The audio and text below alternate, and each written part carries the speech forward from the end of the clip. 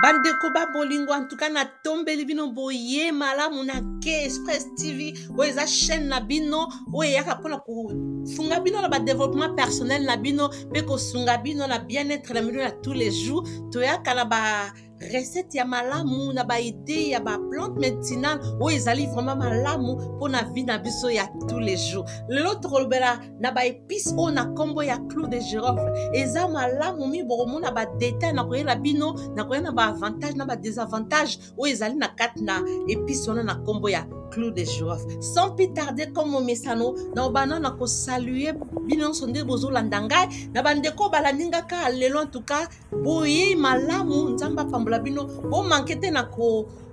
s'abonner na chaîne na biso pe na like ba vidéo na biso bo partager ba vidéo na biso et ko sala biso malamu bisika bozali bino na lobby. Salut, bonjour la famille, j'espère que vous allez bien de mon côté. En tout cas tout va bon train. Lo sako bandeko bangala na linga bino mingi, j'espère que boza bien nzamba pambola bino bandeko bangala rafiki abari rafiki bandeko baswahili bisika bozali nzamba pesa bino makasi ya sunga bino en tout cas ki ambote zeno za zingi na bakongo nyonso nzambi kalusaku na kalukeba kimia nzambe eza na bino bisika pe bozali en tout cas mujiku swa bia buni en tout cas bandeko nyonso baluba nzamba pambola bino na bino na lobi shalom shalom shalom shalom kimia nzambe régner na mabota na bino bo vivre na kimia bo se réconcilier na mabota car la famille est sacrée tant mabota zo vivre na shalom eza ini nzamba sala kami na kati mabota vraiment que la famille congolaise nyonso ezala ini soudé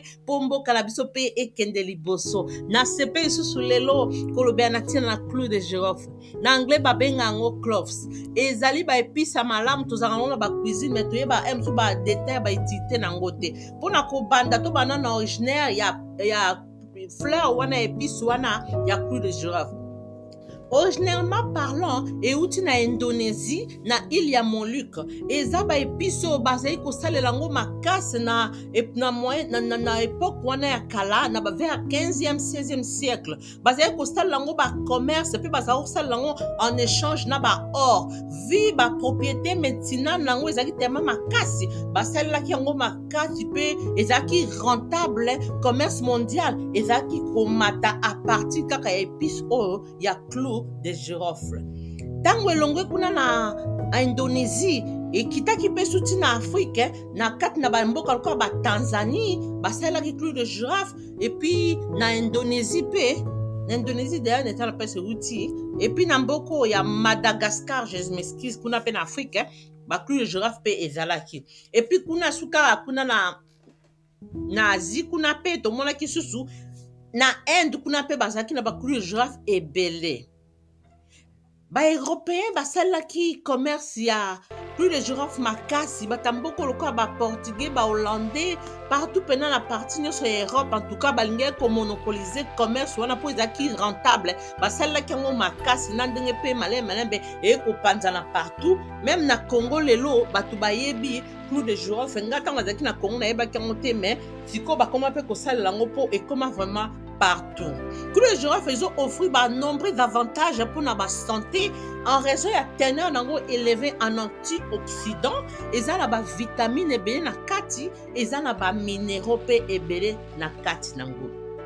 Principaux avantages nango eza nini eza vraiment pour renforcer le système immunitaire na nzoto ya moto parce que ba composants oyo eza na kati ya clou de girofle babenga ngo na kombo ya eugenol eza ba composants eza vraiment très puissante na propriété anti-inflammatoire et puis antibactérienne eza ko aider nzoto et combattre ba infection donc eza makasi na surtout ba infection tango ozo salela ngo e ko sunga makasi eza ko contenir ba antioxydants de la lobi oyo eza ko combattre ba stress oxydatif et ça pour réduire le risque de maladie chronique, maladie lokola maladie cardiaque et puis diabète. Donc bato bazana diabète ba ko pe ko recourir nango et ko sala bango malamu.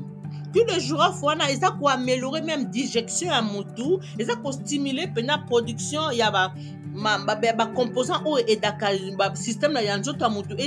digérer babiloko malamu eza même mpe koréduire ballonnement ya libumu so omonaka libumu ya moko ballonnement eleki recourir na mai ya clou de girofle ekosala yo vraiment malamu ebele lolenge nini esenga biso tosala mai wana ya clou de girofle soki ozwi 5 épices kaka pamba omoyi banzete ngo nde eza lokamo bafleur evimba lokamo babaton likolo ozwi kaka 5 épices wana ya clou de girofle na verre na moko ya mai soki otokisi épice wana pendant 5 minutes na mai ntango ekotoka olongoli yango na moto otiki yango ekule mwa dano ofiniki yango mpo egarde efficacité nango après nga na préférera kotuta baclou de girofle mpe na lection na passoire mpo banzete nango wana eza recommande te tomela yango fo kaka kozwa jus wana olongoli banzete obwaki omélange yango na mai nde okoki kosalelaka avant olala surtout ekosala yo malamu ebele eloko nini nakoki koloba ya makasi oyo tokoki koretenir mpona basituation na biso ya tous les jours souvent ndenge tozwaka bapropriété ya nzoto na biso tobosaka mpe bamine na biso mai ntango tokendaka soit bamisala obieke place moko ovandi calme ozoloba mingi te monoko ye moko elingaka bongo te soki ozoloba te monoko ekanga mingi ekómaka kodégage mwa baodeur elingi koloba te ke oza moto asali te mais eza normal parce que okangi monoko mingi yango moni bato basalelaka babiloko ya korince bamonoko bamindele basalaka bakisi ya korince monoko mais yo mpo koki kosala kisi na yo ya korince monoko na yo individuel naturel à partir ya clou de girofle mai wana ka osali ya 5 tige ya clou de girofle na mai okoki kotia ngo na bouteille ya moke ata soki oke mosala mema ngo na sac no ya lunch soki ozwi mwa pose na yo oke na bafume orince monoko na yo ekorafraîchir monoko no epe kobimisa odeur ya monoko no kitoko ekosala yo malamu na place ke odégage baodeur otia bato mal à l'aise recourir na mai ya clou de girofle ekosala yo vraiment bolamu mingi mpo monoko na yo esentir bien sala yango bandeko mai yango mpe en grande quantité tia yango na toilette na yo mpo na famille na yo mpe bautilisaka oexplike bango barincela yango monoko okoki mpe kosomba bamai ya korince monoko na magasin mais oyo ya clou de girofle eza makasi eza na efficacité mpo ekoaide non seulement kaka monoko mais edaka mpe minu mwa bana bazwa carie dentaire te ekoaide mpe baproblème bagencive so bagencive evimbaka epuis solution mosusu ya makasi ezali mpona bato baza na carie dentaire en tout cas clou de girofle eza makasi mpona carie dentaire soki osali yango lokola huile ozwi soit huile d'olive ou bien ya coco ozwi 5 clou ya girofle na otuti yango omélange yango na 4 mais na oyo ya huile okobwaka no eloko te omélange yango kaka na huile ochauffe yango apres otia yango na mwa na récipient moko ya bien obanda kosalela tige coton ofini na tige coton ozotia na lino moko epuis otiki yango mpo na monoko soki mpe eza situation ya gencive otia yango na bagencive na yo ogarde yango na monoko na yo okosunga yo malamu elongolaka bapasi ya minu eyedaka carie dentaire eya te ezoprévenir carie dentaire mpe ezoguérir carie dentaire même na barecherche nasali na découvrir ke badentiste basalelaka clou de girofle comme anesthésie mpona koarrêter douleur ntango bazosala baopération ya minu vraiment elakisi ke clou de girofle eza na bapropriété moko ya makasi mpona koarrêter même douleur ntango bazoopere lino ya motu vraiment to recourir nango eza produit moko ya malamu épice moko ya malamu okolambela yango mpe na ndaku esungaka malamu esungaka même basituation ya mikuwa soki oza na situation ya mikuwa pasi vraiment bapasi eleki makasi na mikuwa na yo lokola clou de girofle eza na grande teneur ya manganèse esungaka bapasi ya mikuwa eza malamu mpona santé osseuse salela yango comme huile nde nalobi huile wana kaka ozotia na minu okokotia yango mpe na mikuwa na bamamo baza na soso baménopause mikuwa pasi soki oza na badouleur na mikuwa soit na kingo na bamisala ozwi mwa problème na mikuwa na nzoto zwa huile wana pakola yango place pasi ezali ekosoulage badouleur wana ekokende tosalelaka yango vraiment mikolo nyonso ekosala biso malamu vraiment mela clou de girofle avant olala bandeko na ngai mai ya clou de girofle wana avant olala eza koaide même mitema na biso mpo mitema na biso efonctionne bien recourir na mai wana ya clou de girofle ekosala yo bien mpona bas poso na biso ya nzoto ntango omelaka mai oyo osali mai mpenza kaka na clou de girofle ntango omelaka yango ekoede meme poso na yo ekoede meme basuki na yo eza malamu tosalelaka yango eza na baeffet néfaste te ntango ozosala yango mpona kosoulage badan na yo bagencive na yo eza na effet moko ya mabe te. Par contre eza antibactérienne ya makasi antifongique ya makasi huile nango nde nalobi ekosoulage badouleur ya mikuwa na yo ntango mpo ozorinsela yango monoko koorinsela yango mpe poso eza vraiment makasi kaka mai wana clou de girofle elongolaka mpe bafatigue ezosunga yo mpo ozala na fatigue te ofonctionne malamu meme mpona digestion na yo ekodigere oyo biloko malamu soki mpe ngungi ya so yo okopakola huile wana ekoede yo place ngungi ya so yo place wana ezala ya kovimba te ezala ya kokita kaka mai wana clou de girofle bandeko na nga ntango ozomela yango afulala ekodetoxifie luve na yo foi na yo ekozala detoxifie ekozala na batoxique te mpo eza vraiment efficace ekosunga yo meme mai wana mpona bagaz soki ozalaka na basituation ya bagaz ntango mosusu babiloko oliaka ezotio mwa bagaz na baodeur mpe ya bagaz mela mai wana clou de girofle ekolongola yo bagaz elongolaka baproblème respiratoire tomona bato mosusu na basituation ya baasme soki omelaka mai wana mpe de temps en temps en tout cas ekoede yo mpona situation ya respiration na yo okorespire bien mpona koameliore meme bamémoire na biso ntango mosusu okoma baperte de mémoire kobosana mela mai ya clou de girofle ekozongisa mémoire na yo malamu ekosunga yo soki ozozanga mpe baconcentration omonake concentration na yo ekozonga malamu na bato mpe bazala situation ya kolala ntango mosusu oke kolala pongi eza to komi kotanga baplafond makambo eleki yo bapense eleki mela mai ya clou de girofle afolala okomonake okolala pongi ya kimia bandeko ekosalisa yo surtout mpona sommeil ya malamu soki oza problème ya kolala recourir nango nde nalobaki ekosupporte motema na yo bien kaka mai wana clou de girofle ekoprevenir yo bamaladie cardiovasculaire ekosunga yo vraiment olala malamu tosalelaka yango bandeko ata mpona bana na biso me bana fo kotala oyo aza na age ya moins de 10 ans fo koevite mais soki opesa mwana pesa au moins katikati ya kopo ya mai soki osangiseli ye na hani na miel ekosala ye mpe bien ekosunga mwana mpe alala bien ntango mosusu ala mwa problème ya perte de mémoire ekosunga ye me pesa ye na quantité moko oyo ezali modéré mpo ezala na baeffet ya mabe te na nzoto ya mwana kaka clou de girofle na bandeko esungaka mpe na bato baza deya na maladi ya cancer so azozwa batraitement ntango azomela clou de girofle wana ekosunga bacancer na ye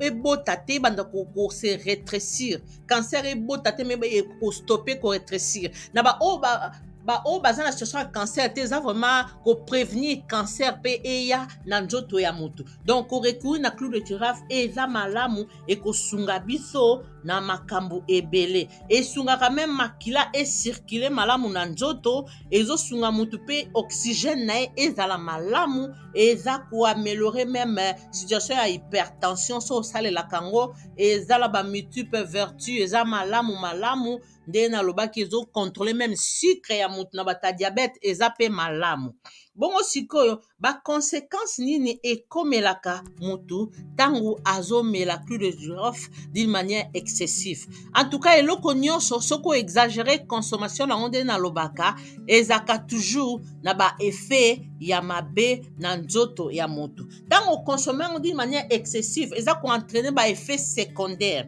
baeffet oyo eza principal oyo toyebi ntango ememaka na clou de girofle vi baélément eza kati nango ya egenol wana eza vraiment toxique soki okomisa yango en grande quantité ekomaka toxique na nzoto ya motu ekosala yo malamu te soki okonsome en grande quantité yango wana fo komodere baquantité napesi bino ya 5 clou kaka na verre moko ya mai yango nde eza vraiment recommandé ata soki olingi osala huile olobi ozwi kaka 5 wana na mwa quantité ya ata soupe moko cuillère moko ya huile bien 2 cuillères ya huile na 5 clou de girofle eza assez kaka mpona kotraite situation nango mpe ya carie dentaire tosala yango mpenza d'une manière modérée ekosala biso bien mpo soki toexagere quantité et génol wana eza kati na clou de show-off ekoki koentraîne balésion na baposo na biso ekoki koentraîne bairritation ya poso eza vraiment très dangereux soki olekisi quantité ekosala yo malamu te ekozala na baréaction allergique okomona baallergie na poso na yo okomona basensation ya babrûlure ekosala yo bien te fo koévite kokonsome en plus grande quantité soki olekisi dose obebisi ekosala yo bien te na bato bazala na baproblème ke basenyaka mingi eza produit ya malamu te mpona bato basenyaka mingi ekobimisa osu makila ebele fo koévite okoki kosalela yango te soki ozala na situation osenyaka deja mingi oza na moyen komela clou de show-off te ekosalisa yo te tosala vraiment très attention quantité exagérée nango mpe ezala komema mpe baproblème oyo ezali gastro-intestinaux okomona baproblème ya baintestin ekomemela yo banose bavomissement ekosala yo bamo ya estomac libumu ekoma kosala yo mpasi en tout cas faut toujours modération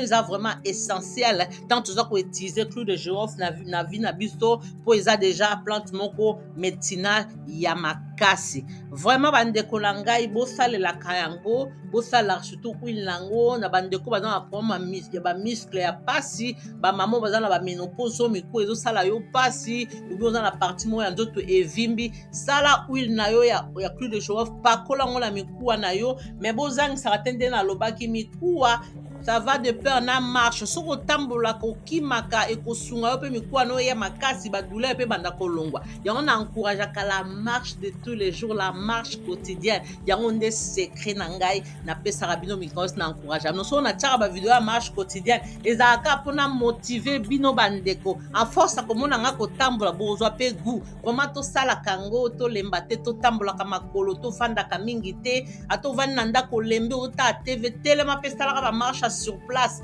ekosala yo bolamu eza kaka mpona bolamu no en tout cas mpona lelo na suki wana bandeko na ngai que Dieu vous bénisse que Dieu bénisse que Express TV on se revoit prochainement je vous dis